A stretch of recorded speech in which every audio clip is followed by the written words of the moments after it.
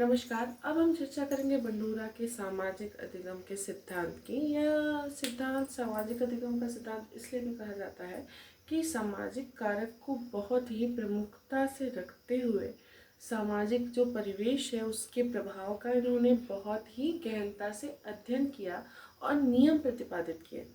इसलिए इनको श्रेय जाता है सामाजिक अधिगम के नियम का। साथ ही साथ जो इनके सिद्धांत है उसकी हम बात करेंगे और जो इन्होंने प्रयोग किया है उसकी हम बात करेंगे। प्रयोग इन्होंने जो किया उसको बोबोडाल परीक्षण कहते हैं। इसमें 3 आपके समुदाय थे, 3 बच्चों के मतलब आपके टोलियाँ बनाई गई।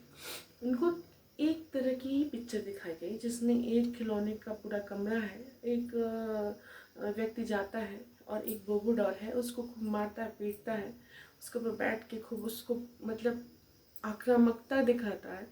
और यही चीज़ तीनों पिक्चरों में दिखाया गया।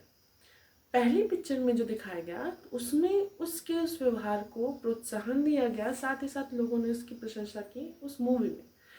दूसरी मूवी में उन्होंने देखा कि जो दूसरा समुदाय था उसने जो देखा कि वह जो व्यवहार कर रहे थे आक्रामकता, उसकी निंदा की गई और उनको दंड दिया गया।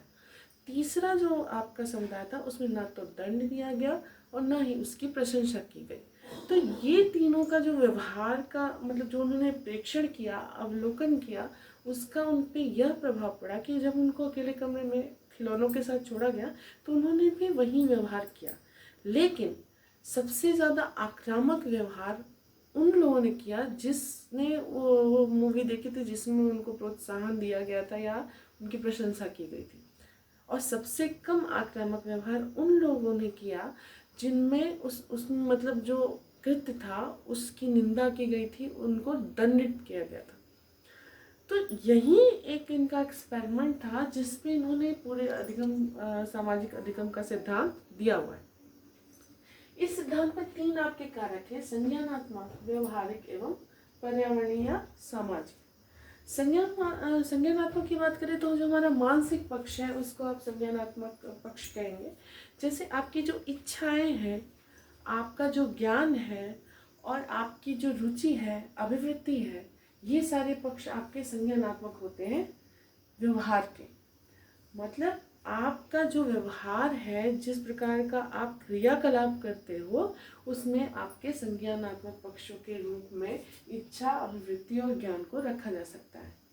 साथ ही साथ जो व्यवहारिक पक्ष है उसमें आपका कौशल, अभ्यास एवं जो आपके स्व क्षमताएं हैं, आपकी अपनी क्षमताएं हैं, उनको आपके व्यवहारिक पक्ष में रखा जा सकता है। तीसरा जो इनका कारक है वह है पर्यावरणीय या सामाजिक कारक। इसमें जो सामाजिक मानक बनाए गए हैं, सामुदायिक पहुंच होती है और स्व वातावरण को परिवर्तित करने की जो क्षमता होती है इनकी, इन सारे पक्षों को रखा गया। कुल मिला जुला के मानसिक, शारीरिक और वातावरणीय परिवेश आप कह सकते हो। तो इन तीनों का जो अंतर संबंध था वही किसी व्यक्ति के व्यवहार का निर्धारण करता है।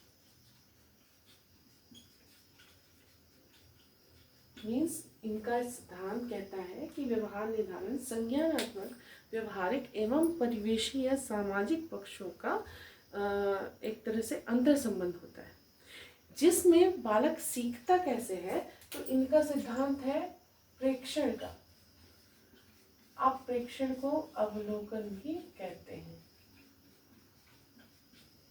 पहले इनके सिद्धांत को अनुकरण का सिद्धांत कहा गया क्योंकि वैसा ही अनुकरण बच्चों ने किया था, लेकिन अनुकरण से बाद में परिमार्जित करके उसको ऑब्जर्वेशन या प्रेक्षण या अवलोकन का सिद्धांत कहा गया। तो यह इनका मुख्य सिद्धांत है। और आपने इनको यह भी देखा कि इन्होंने क्या एक्सपेरिमेंट किया। अब बात करते हैं इनके हिसाब से बच्चा सीखता कैसे है। तो पहला आपका टर्म है अवधान, दूसरा है स्थायित्व, तीसरा है पुनर्निर्माण और चौथा आपका टर्म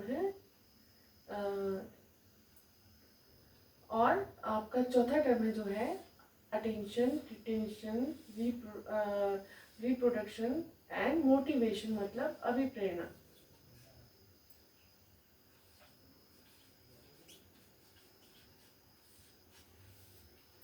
बच्चा पहले क्या करता है, किसी चीज़ को सीखने के प्रति या जो भी व्यवहार जो उसको करना है उसमें उसका अटेंशन या अवधान महत्वपूर्ण भूमिका निभाता है।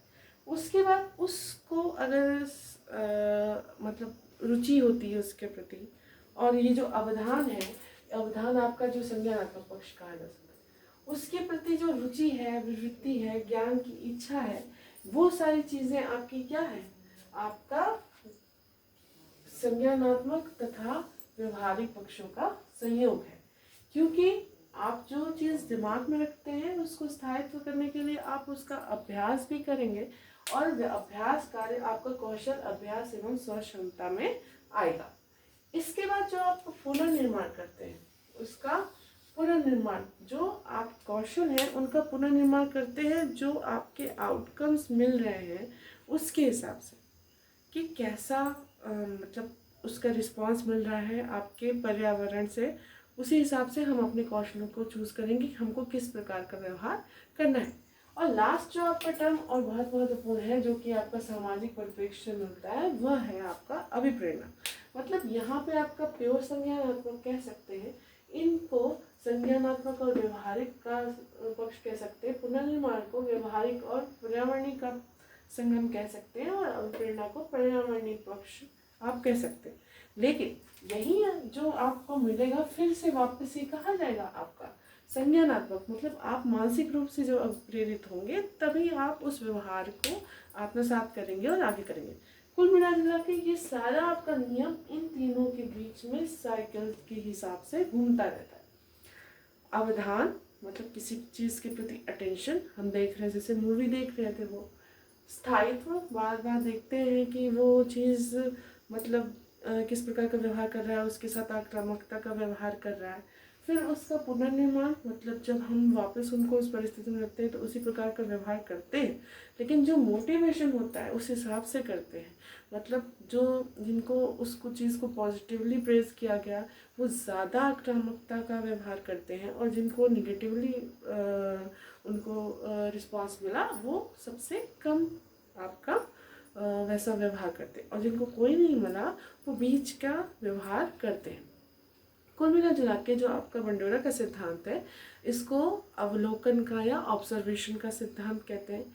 साथ ही साथ इसको सामाजिक अधिगम का सिद्धांत भी कहते हैं, क्योंकि व्यवहारिक रूप से यह कहा जा सकता है इस सिद्धांत के अनुरूप, हम जिस प्रकार के वातावरण में रहते हैं, जिस प्रकार के परिवेश में रहते हैं, जिस प्रकार के आचार विचार हमारे आसपास होते रहते हैं, उनका हम पर बहुत ही ज़्यादा प्रभाव पड़ता है। जैसे जो शाकाहारी है उसके लिए वो वर्जित है मांस, और जो जहाँ पे उनकी मतलब उसको काटा जाता है तो वो उस तरह देखते हैं तो उनको अजीब लगता है, क्योंकि उस परिवेश में वो नहीं रहते।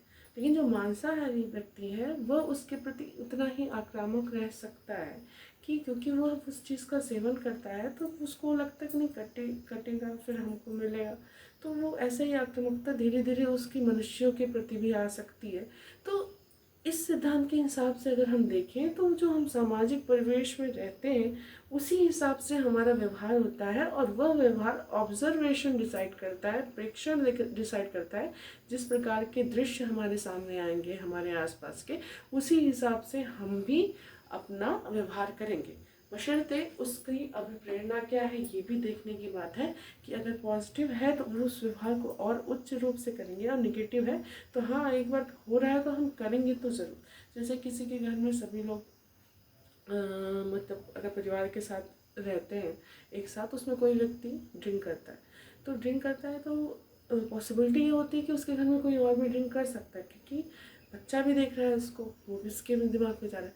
लेकिन हाँ वो देखेगा अगर कि हाँ मतलब इनका व्यवहार कितना ख़राब है लोगों के प्रति, या ये इस प्रकार से गलत चीज़ कर रहे हैं, मतलब मार रहे हैं पीट रहे हैं, तो उस बच्चे के ऊपर वो प्रेरणा जो आई तो हो सकता है वो कभी भी ना करे, उसके दिमाग में ही बैठ गए नहीं मम्मी को मारते हैं, ये करते हैं, वो करते हैं। तो ये चीज़ें जो होती हैं ये हमारे सामाजिक परिवेश पर ही निर्भर करती हैं, और यही बंडोरा का सिद्धांत है।